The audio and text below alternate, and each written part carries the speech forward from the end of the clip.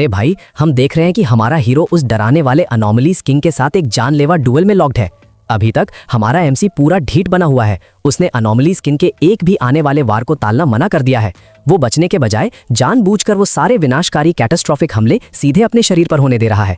इतनी ज्यादा मार खाने के बाद भी वो बिल्कुल स्थिर खड़ा है। उसके चेहरे पर एक अजीब शांति झलक रही है। उसकी ये शांति इसीलिए है क्योंकि उसकी आंखों के सामने सिस्टम की नोटिफिकेशंस की एक लाइन अभी अभी आ गई है। पहली अलर्ट में लिखा है डेथ काउंट। उसके बाद दुश्मन एनिमी का जरूरी स्टेटस अपडेट आता है, किंग ऑफ डेथ। सिस्टम समझाता है तुम्हारी एबिलिटी के कारण तुम खुद को मौत द्वारा नियंत्रित गवर्नड एक साइकिल चक्र में घसीट चुके हो। जरूरी डीबफ स्टेटस रिवील होता है, वीकनिंग लेवल 10%। जैसे ही वो इन अलर्ट्स को समझता है, एमसी का एक्सप्रेशन तेज हो जाता है और वो गहरे फोकस्ड एनालिसिस विश्लेषण में डूब जाता है। उसको एहसास होता है कि किंग ऑफ डेथ द्वारा मार्क होना मतलब तुरंत मौत। उस लॉक ऑन से बचना नामुमकिन है। उस प्राणी की पावर एब्सोल्यूट है। उसकी मौजूदगी में सिर्फ विनाश, डिस्ट्रक्शन और पक्की मौत ही इंतजार करती है। मौत का ये डेफिनेटिव, निश्चित और absolute rule king of death को सबसे अलग और डराने वाले अनोमली किंग्स में से एक बना देता है। जब एमसी इन बातों पर बहुत ध्यान दे रहा होता है, तभी अशुभ ऑमिनस डेथ सील अचानक एक्टिवेट हो जाती है। जिस सेकंड वो मुहर ट्रिगर होती है, हमारा हीरो जोर से हंस पड़ता है और अनोमलीज किंग की आंखों में सीधे देखता है। वो एक ठंडी लाइन बोलता है, लेकिन अब ये एब्सोल्यूट डेथ रूल तुम्हारे शरीर पर भी बुरा होगा। एमसी को बिल्कुल बिना चोट खड़ा देखकर अनोमलीज किंग को भयानक विनाशकारी गुस्सा आ जाता है। अपने पूरे गुस्से में वो तुरंत ही high powered pure death energy attacks की बौछार छोड़ देता है। अनगिनत नेक्रोटिक पावर की शॉक वेव्स हीरो की तरफ आती हैं और बिना दया के सीधे उससे टकराती हैं। और जिस पल वो सब विनाशकारी वार एमसी से टकराते हैं, एक जानी पहचानी सिस्टम नोटिफिकेशन फ्लैश होती है। ये प्रोग्रेस कंफर्म करती है डेथ काउंट 3। तुरंत बाद ही एक और जरूरी सिस्टम अलर्ट दिखती है जो बढ़ते हुए डीबफ का डिटेल देती है। सिस्टम समझाता है तुम्हारी एबिलिटी के कारण किंग ऑफ डेथ एक बार फिर से वीक हो गया है और बेहोश होने की स्थिति स्टेट ऑफ कोलैप्स में जाना शुरू कर दिया है। डीबफ गहरा होता जा रहा है, वीकनिंग लेवल 30%। इन सिस्टम अपडेट्स के साथ ही अनोमलीज किंग का शरीर, जो पूरा हड्डियों से बना है, कई जगहों से टूटना और टुकड़े टुकड़े होकर खुद को विनाश करना शुरू कर देता है। अपनी बर्बादी को देखते हुए अनोमलीज किंग को बहुत ज्यादा घबराहट होने लगती है। यार, ये कितनी भयानक आयरनी है। उसका हर एक अटैक जो वो हीरो पर करता है, वही साथ ही डेथ मार्क्स को ट्रिगर कर रहा है और उसके खुद के शरीर का विनाश कर रहा है। इधर हमारा हीरो शांति से अपने हाथ से मुंह पर आया हुआ खून का एक कतरा पहुंचता है। उसके विचार ठंडे और हिसाब किताब करने वाले हैं। वो मन में सोचता है, देखते हैं कि तुम कितनी देर तक टिक सकते हो, इससे पहले कि मैं तुम्हें पूरी तरह से थका दूं। जैसे ही ये जानलेवा स्ट्रैटेजी पक्की होती है, वो तुरंत हमला ऑफेंसिव करने के लिए पलटता है और अपना खुद का पावरफुल एनर्जी टाइप अटैक छोड़ने की तैयारी करता है। वो सीधा अनोमलीज किंग पर अटैक फायर करता है और वो हड्डियों के स्ट्रक्चर से जोर से टकराता है। ब्लास्ट सीधा किंग के शरीर के आर पार चला जाता है, उसे सफाई से छेद देता है। टक्कर के ठीक उसी पल सिस्टम नोटिफिकेशंस की एक और जरूरी झाड़ी नीचे आती है, mark mysterious yellow springs activated. Effect भयानक है। किंग ऑफ डेथ को डेब नेदर फायर मिल गई है। आखिरी अपडेट कंफर्म करता है, शरीर को जलाता है।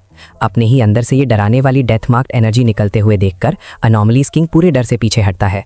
दुश्मन का ध्यान भटकते और उसका फोकस टूटते हुए देखकर हमारा हीरो तुरंत दोबारा अटैक करने के लिए लपकता है। वो इस डिस्ट्रैक्शन का फायदा उठाता है और साथ ही अपने दुश्मन की गलत सोच पर विचार करता है। वो सोचता है, जैसे कि डेथ इम्प्रिंट के डिस्क्रिप्शन में लिखा था, किंग ऑफ डेथ ने अभी तक वो कमजोरी, वीकनिंग नोटिस नहीं की है जो मैं उस पर डाल रहा हूँ।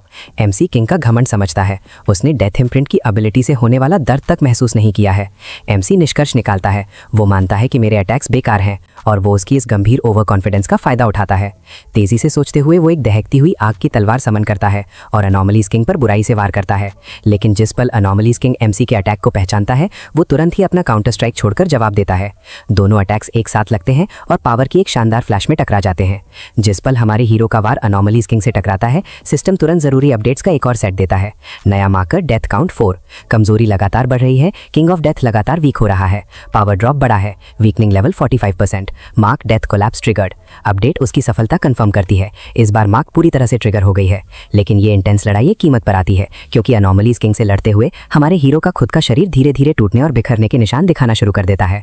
डैमेज देखकर एमसी का एक्सप्रेशन गंभीर हो जाता है जब वो सोचता है ये फिर से शुरू हो रहा है। जब वो गहरे विचारों में होता है, अनोमलीज किंग अपने बड़े हड्डियों वाले हाथों से बुराई से हीरो को पकड़ लेता है और पूरे कॉन्सेंट्रेटेड गुस्से से उसकी तरफ घूरता है। ठीक इसी पल एमसी का शरीर साफ तौर पर नजदीक से टूट रहा है और नाजुक पत्थर की तरह बिखर रहा है। अनोमलीज किंग की आंखों में सीधे देखते हुए वो दुश्मन को टॉन्ट करता है, किंग ऑफ डेथ, अब खुद को देखो, तुम क्या बन चुके हो। जैसे ही हमारा हीरो ये ठंडा ताना देता है, एनॉमलीज किंग सहज रूप से अपने खुद के शरीर की तरफ देखता है। जैसे हमारे हीरो का शरीर पत्थर की तरह बिखर रहा है, वैसे ही एनॉमलीज किंग का विशाल हड्डियों का स्ट्रक्चर भी टुकड़ों में टूट रहा है और अनगिनत हिस्सों में बिखर रहा है। उस जरूरी पल में हमारा हीरो अपनी यांग एट्रीब्यूट पावर एक्टिवेट करता है, जो कि एक विनाशकारी मूव है। उसका शरीर शुद्ध आग में फट जाता है और तुरंत गायब हो जाता है, एनॉमलीज किंग की पकड़ से निकल जाता है। तुरंत ही सिस्टम की एक और क्रिटिकल नोटिफिकेशन आती है जो बचकर निकलने का नतीजा दिखाती है। Death count 5, king of death weakening level 60%। इस पॉइंट पर एनॉमलीज किंग का शरीर जो धीरे धीरे सड़ रहा था, अचानक एक ही पल में हिंसक और पूरी तरह से टुकड़ों में टूट जाता है। इस विनाशकारी आत्मविनाश को देखते हुए एनॉमलीज किंग एक आधी दर्द भरी चीख निकालता है। एक आखिरी फैसला सुनाने वाली सिस्टम नोटिफिकेशन आती है जो तेजी से हो रहे विनाश को कंफर्म करती है। Mark hellish evil vision triggered. Effect निर्णायक है। किंग ऑफ डेथ के खिलाफ वीकनिंग स्पीड बढ़ गई है। अब एनॉमलीज किंग पूरी तरह से हैरान और घबराहट में है, क्योंकि उसके पूरे पावरफुल शरीर का आधे से ज्यादा हिस्सा पूरी तरह से खत्म हो चुका है। अब पर्सपेक्टिव में ड्रामेटिक शिफ्ट आता है और हम मून सिटी के बाहर की तरफ देखते हैं। हम देखते हैं कि रैंकर्स, गैलन और गुरु पूरे ध्यान से आगे बढ़ रहे हैं, लेकिन अशुभ खबरें जो उनके रास्ते में हैं वो अब अपने आप गिरना और टूटना शुरू कर रही हैं। गैलन हैरानी में बोलती है, मैं गलत तो नहीं देख रही हूँ? क्या यहाँ की सारी खबरें सच में गिरना शुरू हो गई हैं? उसके बिल्कुल बगल में खड़ा गुरु उस अद्भुत दृश्य को कंफर्म करता है। वो इशारा करता है, हाँ ठीक है, और वहाँ देखो, जो अजीब अशुभ लाइट्स फ्रंट लाइन से रिपोर्ट की गई थी वो भी धीरे धीरे कम हो रही हैं। तभी उनके ऊपर का आसमान, जो कुछ देर पहले घनेरे अंधेरे में ढका हुआ था, अब साफ तौर पर रोशन होने लगता है। ये बदलाव देखकर लिन यी चमकती हुई मुस्कान के साथ उम्मीद से पूछती है, तो क्या इसका मतलब है कि मेरा कजिन सच में अभी भी जिंदा है? तब लीडर सीनियर वू पूरे निश्चय के साथ बोलते हैं। वो ग्रुप को कमांड देते हैं, चलो हम तुरंत मून सिटी में एंटर कर रहे हैं, उन्हें अभी भी वहां हमारी बहुत ज़रूरत है। वो टैक्टिकल ऑर्डर देते हैं, हमारे पीछे के टीममेट्स को इन्फॉर्म करो कि वो हैवी सपोर्ट दें। अरे भाई, वो अपना मेन मकसद बताते हैं, चाहे वो जिंदा बचे हो या उनको चोट लगी हो, सबको सुरक्षित बाहर निकालना और इवैक्यूएशन करना ज़रूरी है। जैसे ही सीनियर वू अपनी ये पक्की बात खत्म करते हैं, पूरा स्क्वाड अपनी स्पिरिचुअल पावर एक्टिवेट करता है और फुल स्पीड से आगे दौड़ पड़ता है। वो इस उम्मीद में तेजी से जा रहे थे कि अगर कोई नई अजीब घटना नहीं होती है तो वो जल्दी पहुंचकर एमसी को सपोर्ट दे पाएंगे। और इस तेज दौड़ के दौरान हमें मून सिटी का नज़ारा मिलता है, जहां कंफर्म होता है कि सिटी के अंदर के सारे कब्र के पत्थर, टूमस्टोन अब पूरी तरह से गिर चुके हैं। कसम से ठीक उसी वक्त कहीं से भी एक हाथ अचानक जमीन को खुरचता हुआ ऊपर निकलता है। देखो, इसके बाद सूकिंग मिट्टी से खुद को बाहर निकालती है, घुटनों पर बैठ जाती है और इस अफरा तफरी को समझ रही होती है। वो सोचती है, रुको, ये डंजन में अभी क्या हो गया? उसको वो डरावना एहसास याद आता है जब उसकी पूरी एग्जिस्टेंस ही सूख गई थी। एक सच्चा डर का पल था। जिस वक्त उस अशुभ कब्र के पत्थर ने उसको अंदर खींचा था, वो तुरंत अपने शारीरिक रूप से अलग हो गई थी। उसको एहसास हुआ कि वो एक ऐसे निकलने वाले इनएस्केपेबल डरावने ख्वाब में फंस गई थी जो सिर्फ उसके लिए बनाया गया था। खुशकिस्मती से वो डरावना भ्रम जितनी जल्दी आया था उतनी ही जल्दी टूट गया। रियलिटी में वापस आते ही उसको अपना जरूरी मकसद याद आता है। यार, हमें ये शापित कब्र के पत्थरों को चेक करना है और फंसे हुए लोगों को बचाना है। जल्दी में आकर वो तुरंत नजदीकी मार्कर से मिट्टी को जोर जोर से खुरचने लगती है और साथ ही चिल्ला भी रही होती है, चेनरुओ, चेनरुओ, कोई निशानी दो, क्या तुम अभी भी होश में हो अंदर? जैसे ही वो मलबा हटाती है, हमें चेनरुओ की एक डरावनी झलक मिलती है। वो अभी भी ज्यादातर जमीन में घुसा हुआ है। सूकिंग देखती है कि कम से कम चेनरुओ फिजिकल रूप से तो मौजूद है, और ये एक बड़ा अंतर है उसकी छोटी बहन से, जिसका शरीर टूमस्टोन में जाने के बाद पूरी तरह से गायब हो गया था। बड़ा बुरा सच है ये। वो अभी ये सोच ही रही होती है कि उसका ध्यान जोर से ऊपर की तरफ जाता है, क्योंकि आसमान अचानक तेज, आंखों को चौंधियाने वाली रोशनी से फट जाता है। यार, एक बहुत बड़ा छायादार ऑब्जेक्ट टर्मिनल वेलोसिटी पर जमीन की तरफ तेजी से गिर रहा है। सूकिंग अपनी गर्दन मोड़कर देखती है, ये देखने के लिए कि ये कौन सा अलौकिक ऑब्जेक्ट है जो नीचे आ रहा है। लो, हो गया। हमारा ओपी हीरो एकदम तबाही वाली एंट्रेंस करता है और उस पावरफुल अनोमलीज किंग को जमीन पर स्लैम डंक कर देता है। अनोमलीज किंग का फिजिकल रूप पूरी तरह से नष्ट हो चुका है और हमारा एमसी मलबे के ऊपर खड़ा है, अपनी शान दिखा रहा है। हार के बावजूद भी अनोमलीज किंग अपना बेकार का घमंड बरकरार रखता है और टॉन्ट करते हुए बोलता है, मैं नोबल किंग ऑफ डेथ हूं, तू कीड़े, तेरी हिम्मत कैसे हुई मुझसे टक्कर लेने की? लेकिन उस किंग के बेकार की बातें पूरी करने से पहले ही एमसी की पूरी सेना, डरावने डार्क एट्रीब्यूट अनोमली क्रीचर्स, उनके चारों तरफ मैनिफेस्ट हो जाते हैं। वो हारा हुआ किंग बहुत गुस्से में है कि ये उसके चेले एमसी की हाजिरी में मौजूद होकर भी उसकी बेइज्जती करने की हिम्मत कर रहे हैं। बिना देरी किए एमसी की छायादार शक्तियां एक साथ युद्ध की ललकार लगाती हैं और तुरंत किंग पर हमलों की एक फोकस्ड बौछार शुरू कर देते हैं। अचानक से हमारे एमसी के लिए एक मजेदार, शानदार सिस्टम नोटिफिकेशन पॉपअप होता है। डिस्प्ले पर लिखा होता है, hellish evil vision, king of death पर वीकनिंग प्रोग्रेस पहले ही 80% पर पहुंच चुका है। ये तालमेल वाला हमला हर हिट के साथ प्रोग्रेस मीटर को तेजी से आगे बढ़ाता है। सिर्फ कुछ ही सेकंड्स लगते हैं उस परसेंटेज को बेदर्दी से 90% पार करने और 100% पर लॉक होने में। जिस पल वो सील पूरा होता है, अनोमलीज किंग भाप बन जाता है, एग्जिस्टेंस से पूरी तरह खत्म हो जाता है। लड़ाई खत्म हो गई और एमसी तुरंत जीत की मीठी आवाजों से भर जाता है। और सिस्टम नोटिफिकेशंस। सिस्टम कंफर्म करता है किंग ऑफ डेथ की स्पेशलाइज्ड एबिलिटीज को प्लेयर ने सफलतापूर्वक खत्म कर दिया है और हमेशा के लिए कब्जा कर लिया है। कंग्रेचुलेशंस रैंकर, पिछली अथॉरिटी गिर चुकी है, असेंशन की तैयारी करो, नया किंग आ चुका है। जैसे ही वो अपना नया स्टेटस स्वीकार करता है, हमारा हीरो शानदार आंखों को चौंधियाने वाली ब्रिलियंट पर्पल डार्क एनर्जी के ऑरा से घेर लिया जाता है। देखो, जब हमारा हीरो उस एनोमलीज किंग को पूरी तरह से डोमिनेट करने में बिजी था, तब तक बाकी सारे सपोर्ट कास्ट और बचे हुए रैंकर्स आखिरकार उस कॉम्बैट जोन में इकट्ठे हो चुके थे। सो किंग, जो शुरू से ही इस बड़े बैटल को देख रही थी, वो तो हमारे एमसी को देखते ही पूरी तरह से हैरान रह गई। वो इतनी स्टंड थी कि एक सही सोच भी नहीं बना पा रही थी। यार, वो तो सच्चाई पर सवाल उठा रही थी और उसको समझ नहीं आ रहा था कि क्या बोले। हमारे हीरो की पावर का ये नज़ारा देखकर गु युरू ने जोर से चीख मारी। उसको यकीन ही नहीं हो रहा था, वो बरियल सीलर जिंदा है। कैसे? एक तो वो डेथ किंग के उस जरूरी सर्टेन डेथ लॉ से निकल गया और उसके बाद उसने इतनी हिम्मत दिखाई कि उसने सीधे नरक के 100 गोस्ट्स को समन कर लिया, सिर्फ डेथ किंग को खा जाने के लिए। सीनियर वू ये हैरान कर देने वाला नज़ारा देखते हुए हल्के से हंसे और शांति से हालत को समझाने लगे। हो सकता है यूरू, सच्चाई उससे भी ज्यादा चक्का देने वाली हो जैसा तुम सोच रही हो। वो सर्टेन डेथ लॉ ऐसी चीज नहीं है जिससे तुम बस बच जाओ, उसको तो पूरा तोड़ना पड़ता है। दरअसल बरियल सीलर ने उस खतरनाक फंदे को तोड़ने के लिए एक अचूक स्ट्रैटेजी बना ली थी, उसी वक्त जब उसको डेथ किंग के उस डर भरे डोमेन में खींच लिया गया था। हाँ, टेक्निकली वो एक पल के लिए मरा जरूर था, लेकिन ऐसा करके उसने वो एनर्जी हासिल कर ली जो डेथ किंग को खत्म करने के लिए चाहिए थी, और इस तरह वो मौत की गिरफ्त से ड्रामेटिक तरीके से वापस लौट आया। ये सुनकर गु युरू का मूड बहुत गंभीर हो गया और उसने जोर देकर पूछा, लेकिन क्या सच में ये पॉसिबल है कि एक इंसान के पास ऐसी अजीब एबिलिटी हो, जीवन और मौत को पलटने की पावर? डेथ किंग तो एक अवेकेंड एनोमलीज किंग है, सबसे बड़े खतरों में से एक। क्या ये डर वाली बात हो सकती है कि डेथ किंग ने बरियल सीलर को पहले ही? सीनियर वू ध्यान से उसकी बढ़ती हुई चिंताओं को सुन रहे थे। इससे पहले कि गु युरू अपनी वो अजीब बात पूरी कर पाती, गैलन ने मजबूती से टोक दिया, नहीं, उस सीन को और करीब से देखो। अगर बरियल सीलर सच में हार चुका होता, या फिर एक बिना दिमाग वाला पपेट बन गया होता, या डेथ किंग की पैरासिटिक एंटिटी का बस एक जरिया होता, तो हम इतने सारे बचे हुए लोगों को रेस्क्यू नहीं कर पाते। और सुनो, उसने जो गोस्टली एंटिटी समन किए हैं, वो दोस्तों और दुश्मनों में साफ फर्क कर रहे हैं, क्योंकि उन्होंने हम पर जरा सा भी अटैक नहीं किया है।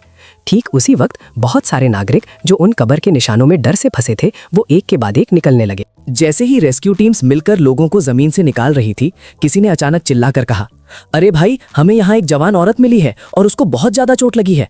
उसका शरीर इस ऑर्डील की वजह से पूरा नीला पड़ने के बहुत करीब है। उस लड़की ने धीरे से अपनी आंखें खोली और कमजोरी से हैरानी में पूछा, यहाँ क्या हुआ है? मुझे तो लगा था कि मैं मर चुकी हूँ। फिर कई देखने वालों का ध्यान अचानक आसमान में मौजूद हमारे ओपी हीरो की तरफ चला गया। एक आदमी पूरी घबराहट में चीखा, अरे ऊपर हवा में कौन है वो आदमी? वो एक अनोमलीज किंग जैसा डरावना ओरा क्यों निकाल रहा है? दूसरी आवाज ने सच्चे डर में पुकारा, डेथ गॉड, क्या वो वही है? क्या इतनी ज्यादा ताकतवर एंटिटी सच में हमारी दुनिया में है? तभी एक और आदमी तुरंत आगे आया और उस डर फैलाने वाली बात का जोर से विरोध किया, क्या बेकार की बकवास कर रहे हो तुम? कसम से वो साफ साफ बरियल सीलर है, वो रैंकर जो हमारा सेवियर बना। सब लोग एक साथ बात करने लगे, जिससे आवाजों का एक उलझा हुआ शोर गूंज उठा। नहीं, बरियल सीलर सुनने में बहुत उदास और बुरा लगता है। हाँ यार, वो नाम एक हीरो के लिए बहुत ही अजीब और डरावना है। उस इकट्ठी हुई भीड़ में एक छोटी लड़की थी, जिसे हमारे हीरो ने पहले एक खतरनाक स्केलेटन अटैक से बचाया था। जिस पल उसने अपने बचाने वाले को पहचाना, उसके चेहरे पर एक बड़ी मुस्कुराहट आ गई और उसने पूरे विश्वास से बोला, वो एक देवता है, वो हमारा शक्तिशाली गॉड है। उसने उस बुरे मॉन्स्टर को पूरी तरह से खत्म कर दिया। बैटलफील्ड के काफी ऊपर हमारे हीरो ने एक बहुत बड़ा साइथ बनाया, जो पूरा शुद्ध डरावनी एनर्जी से बना हुआ था। सामने बचे हुए खतरे को घूरते हुए उसने ठंडे इरादे से कहा, आखिरकार वक्त आ गया है कि ये अफरा तफरी को पूरी तरह से खत्म किया जाए। जैसे ही उसने अपना बोलना खत्म किया, उसने वो विशाल एनर्जी से बना हुआ साइथ पूरी ताकत से आसमान में घुमाया। एक ही पल में पावर का एक जबरदस्त धरती हिला देने वाला स्लैश सीधे आसमान से गुजरा। नीचे देख रहे लोग शौक और उलझन से पूरी तरह हिल गए थे। वो समझ ही नहीं पा रहे थे कि कितनी बड़ी पावर सामने आ रही थी, जब हमारे हीरो का एनर्जी स्लैश उस पूरे बर्बाद इलाके को चीरते हुए निकल गया। ठीक उसी वक्त लाल रंग की गोस्ट जैसी एनर्जी की तेज धाराएं उस अटैक से टकराने के लिए ऊपर उठी। हमारे हीरो का विशाल एनर्जी स्लैश उन बुरी धाराओं से सीधे टकराया। जैसे ही एनर्जीज मिली वो अजीब लाल घोंसली पावर तुरंत टूटने लगी और टकरार के साथ पूरी तरह से गायब हो गई। जमीन से ये अद्भुत नजारा देखते हुए सीनियर वू ने गहरी हैरानी में चिल्लाया, यार नेदरवर्ल्ड रेल्म यहाँ आ चुका है, जो 10,000 भूत के रूप में एक साथ रो रहे हैं। ये तो सीधे सच्चे नरक को इस दुनिया में समन करना है। आसमान में हमारा हीरो बची हुई लाल घोंसली एनर्जी से पूरी तरह घिर गया था। उस जरूरी वक्त पर उसने जबरदस्ती अपनी सबसे बड़ी यांग एट्रीब्यूट को एक्टिवेट किया और एक बहुत ही जला देने वाली फायर टाइप एनर्जी वेव छोड़ दी। उसने आसमान में गरजते हुए कहा, तुम सबका वक्त आ गया है कि इस जगह को छोड़ दो, वापस उस भरावने अबिस में चले जाओ जहां से तुम आने की हिम्मत की। जिस पल उसने वो विशाल सोलर एनर्जी छोड़ी, उनके ऊपर का पूरा आसमान सूरज जितनी तेज रोशनी से चमकने लगा। ये अद्भुत चमक कुछ वक्त तक रही, जब तक कि आखिरकार आसमान अपनी नॉर्मल हालत में नहीं लौट आया। हमारे हीरो ने शांति से नजारा देखा और कहा, आखिरकार ये सच में हो गया। नीचे नागरिक अभी भी इधर उधर बिखरे हुए कब्र के पत्थरों में जल्दबाजी से खोद रहे थे, पागलों की तरह अपने दोस्तों और खोए हुए परिवार के सदस्यों को ढूंढ रहे थे। जिन लोगों को अपने लव्ड वंस मिल गए वो तुरंत राहत के आंसुओं में टूट पड़े, उन्हें जोर से गले लगाकर खूब रोए। उन्होंने बताया कि वो कितने आभारी हैं कि उनके लोग सच में अभी भी जिंदा हैं। अब पूरा इलाका बहुत ज्यादा भावुक आवाज़ों और मिलन की आवाज़ से भरा हुआ था। जैसे ही हमारा एमसी ज़मीन की तरफ उतरने लगा, उसने मन में सोचा, डेथ किंग एंटिटी से निपटने में मेरी कीमती स्पिरिचुअल पावर रिजर्व्स की बहुत बड़ी मात्रा खत्म हो गई। ऊपर से अब मेरे पास ये अजीब सा डेथ ब्रांड मार्क भी है। मुझे सच में पता लगाना होगा कि क्या ये आगे चलकर कोई बुरा साइड इफेक्ट लाएगा। जैसे ही उसके पैर जमीन से टकराए, लिन ई दौड़ती हुई उसकी तरफ आई और तुरंत उसकी कमर पर अपने हाथ लपेट दिए। वो रोने लगी। उसकी आवाज़ कांपते हुए बोली, तुम सच में मरे नहीं हो, है ना? तुमने तो मुझे सच में इतना डरा दिया था कि क्या बताऊं। हमारे हीरो ने प्यार से उसके सिर पर हाथ रखा और भरोसा देने वाली मुस्कुराहट के साथ जवाब दिया, देखो मैं ठीक यहीं खड़ा हूँ, पूरा ठीक हूँ और तैयार हूँ। जैसे ही उसने वो सुकून देने वाली बातें कहीं, उसकी नज़र सू किंग की तरफ गई, जो अब सीधे उसी की तरफ आ रही थी। जिस पल वो उसके पास पहुंची, उसने उसे दिल से गहरा धन्यवाद दिया और फिर तुरंत अपने बचे हुए टीम मेंबर्स का स्टेटस चेक करने के लिए मुड़ गई। उसकी दिल से दी हुई शुक्रिया सुनकर हमारे हीरो ने हल्के से मानने वाली मुस्कुराहट दी और मन में सोचा, उसकी छोटी बहन अभी भी जिंदा है और ठीक है। मुझे लगता है कि ये आउटकम इस बड़ी मुश्किल के बीच एक पक्का आशीर्वाद है। इसी दौरान मिलिट्री पर्सनल अपने पोस्ट डिजास्टर के कामों को अच्छे से कर रहे थे। उन्होंने उस खत्म हुए इलाके में बिखरे हुए सारे मरे हुए लोगों को इकट्ठा करना शुरू कर दिया था। एक ऑफिसर सीनियर वू के पास आया और उन्हें अपनी रिपोर्ट दी। देखो सीनियर वू, शुरुआती नुकसान कैजुअलिटी का डेटा अभी अभी आया है। कसम से, डेथ किंग की वजह से मून सिटी में जितनी मौत हुई हैं वो पूरी सिटी की आधी जनसंख्या है। बहुत दुख की बात है यार, ज्यादातर मरने वालों के पास कोई अवेकन्ड एबिलिटीज नहीं थी, या फिर वो काफी वक्त तक टूमस्टोन्स में फंसे रहे और खत्म हो गए। टोटल 1500 पाथफाइंडर्स जो मून सिटी के नहीं थे, जरूरी बचाव सेवा देने के लिए आए थे। रेस्क्यूअर्स में 50 लोग मर चुके हैं, 30 अभी भी गुम हैं और 1000 से ज्यादा घायल हुए हैं। इस खराब रिपोर्ट को ध्यान से सुनने के बाद सीनियर वू ने गंभीरता से सिर हिलाया और तुरंत अपने ऑर्डर्स दिए। अरे भाई, डिजास्टर के बाद की रिकवरी और सभी मरने वालों और उनके परिवारों के लिए जरूरी कॉम्पनसेशन, ये सब बहुत अच्छे से और बिना किसी देरी के होना चाहिए। ये सुनकर गू यूरू ने तुरंत अपना समर्थन दिया। गॉड सिटी भी एक खास एड चैनल और फाइनेंशियल सपोर्ट सिस्टम शुरू करेगी। उसी वक्त गैलन को मौका मिला और उसने बोलना शुरू किया, टीचर, ये इतना बड़ा हादसा और इतनी शक्ति दिखाने के बाद क्या अब हम आखिरकार ऑफिशियली पूरी दुनिया को स्पिरिचुअल एनर्जी के जागृत होने का ऐलान कर सकते हैं? सच में पाथफाइंडर्स कब तक ये दिखावा रखेंगे और आम जनता से इस भयानक सच को छुपा पाएंगे? यार, मुझे सच में लगता है कि मैं हमेशा कमजोर पड़ जाती हूँ। मेरी अभी की ताकत इतने सारे लोगों को बचाने के लिए काफी नहीं है। उसकी चिंताओं को ध्यान से सुनते हुए सीनियर वू ने शांत आवाज में जवाब दिया, देखो, ये जरूरी फैसला इतना मुश्किल है कि सिर्फ तुम या मैं इसको तय नहीं कर सकते। आम लोग उतने कमजोर या अनजान नहीं है जितना तुम सोचती हो। अरे भाई, इन बार बार होने वाले बड़े हादसों की वजह से बहुत से लोग आने वाले खतरों के डर वाले ढंग को खुद ही समझना शुरू कर चुके हैं। वो नागरिक भी जिन्होंने पाथफाइंडर के रूप में अपनी पावर्स जागृत नहीं की हैं, वो भी अपने रिसोर्सेज और स्किल्स का इस्तेमाल करके उस बड़े प्रलय के लिए तैयारी कर रहे हैं। जब वो ये समझ दे रहे थे तो उन्होंने आराम से गैलन के कंधे पर भरोसे वाला हाथ रखा और अपनी बात जारी रखी।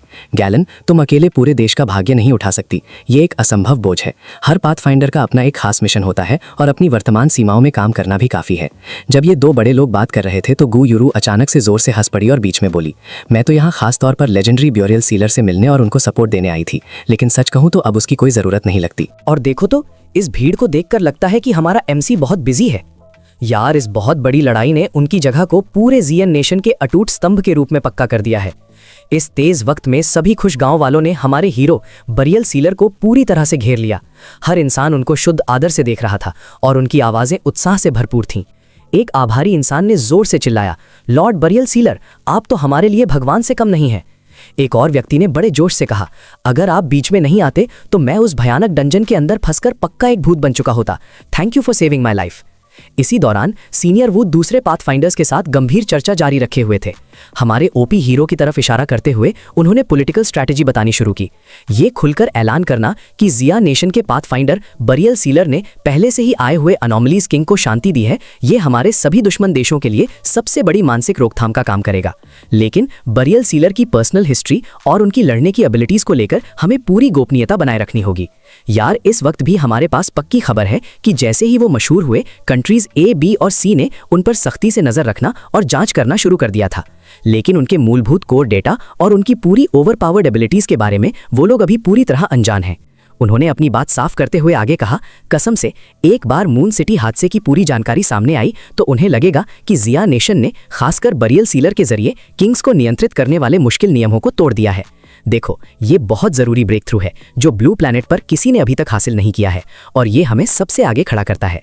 चाहे दुश्मन देश जिया नेशन के खिलाफ गठबंधन बनाने की साजिश करे या नहीं, वो जल्दी में कोई भी हमला करने की हिम्मत नहीं करेंगे। इस स्ट्रैटेजी को इस्तेमाल करके हम आगे आने वाले इस अफरा तफरी और अनजान भविष्य में जिया नेशन के लिए एक बहुत बड़ा स्ट्रेटेजिक फायदा सुरक्षित कर सकते हैं। तभी अचानक से बहुत ज्यादा उत्साहित होते हुए सीनियर वू ने ऐलान किया, ठीक है, बहुत हो गई पॉलिटिक्स, अगला काम अब वापस लौटने का और इस हादसे से मिले सारे ऑन-साइट डेटा और रिकॉर्डिंग्स को बहुत अच्छे से जांचने का वक्त है। हमको एक पूरे अनोमली स्किन की विस्तारित जानकारी जितना जल्दी हो सके उतना जल्दी समझ लेनी चाहिए। जिया नेशन के सामने बहुत बड़ी चुनौतियां हैं और आगे का रास्ता बहुत लंबा और मुश्किल है। क्या हम सच में ये उम्मीद कर सकते हैं कि बरियल सीलर अकेले ही भविष्य में आने वाले हर एक एनोमलीज किंग को मार गिराएंगे? ये मजेदार बात सुनकर गैलन जोर से हंसी और बोली, आप बिल्कुल सही कह रहे हैं, इस काम से रिटायर होना तो बिल्कुल भी ऑप्शन नहीं है। गुरु भी हंसी और कहा, हमें अभी भी नहीं पता कि आगे कौन से बड़े एनोमलीज आएंगे, लेकिन अगली दिक्कत को तो पक्का हमारे गॉड सिटी के योद्धाओं को ही संभालना चाहिए। इस तेज फील्ड मीटिंग के बाद सीन हमारे हीरो की पर्सनल लाइफ की तरफ बढ़ गया, जो घर पर थे। वो आराम से शावर ले रहे थे, पूरी तरह रिलैक्स थे और नहाते वक्त उनके ख्याल उन शक्तिशाली स्पिरिट क्रिस्टल्स की तरफ चले गए।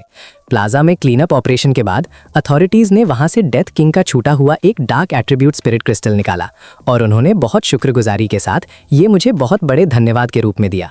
और फिर वो लेजेंडरी यांग एट्रीब्यूट स्पिरिट क्रिस्टल भी है, जिसके बारे में चेन रुओ ने पहले बताया था, जो मून सिटी का खजाना है। तो इस तरह मेरे पास अब 2 सबसे बेहतरीन एट्रीब्यूट क्रिस्टल्स हैं।